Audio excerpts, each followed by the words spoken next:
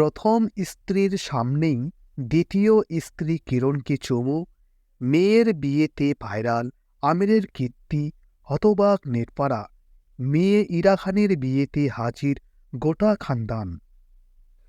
সম্পর্কে বিচ্ছেদ সততই বিরোহীর, বিশেষত সেই সম্পর্ক যদি প্রথমে প্রণয় এবং পরে পরিণয়ে পরিণত হয়, তাহলে মন কষ্ট আরও দ্বিগুণ বেড়ে যায়, যা কিনা পরবর্তীতে তিক্ততায় গড়ায়। তবে আমির খান কিন্তু এই বিষয়ে একেবারে ব্যতিক্রমী। বিচ্ছেদের এত কাল বাদেও প্রাক্তন স্ত্রীদের সঙ্গে সুসম্পর্ক বজায় রেখেছেন।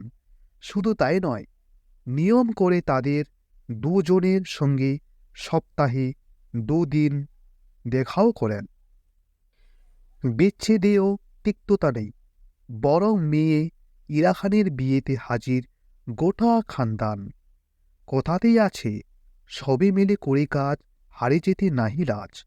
দুই প্রাক্তন স্ত্রীকে নিয়ে মেয়ের বিয়ের সমস্ত দায়-দায়িত্ব পালন করলেন বাবা আমির। কারো মধ্যে কোনো মান অভিমান নেই।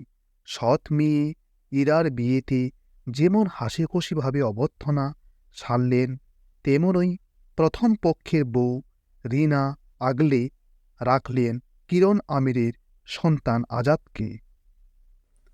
দিদির বিয়েতে সেজেগুজে হাজির দুই সৎ ভাই জুনেদ আজাদও একেবারে হাসিখুশি বড় পরিবার।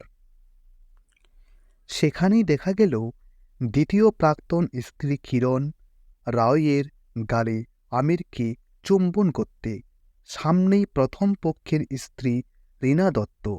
আর ক্যামেরাবন্দি মুহূর্ত নেটপাড়ায় ভাইরাল হতেও সময় নেয়নি, যা দেখে নেটপাড়ার মন্তব্য, আমির খানের বুকের পাতা আছে। শুধু তাই নয়, অনেকেই আবার প্রশ্ন ছুড়ে দিয়েছেন, এতই যখন ভালোবাসা, তাহলে ডিভোর্সটা দিলেন কেন?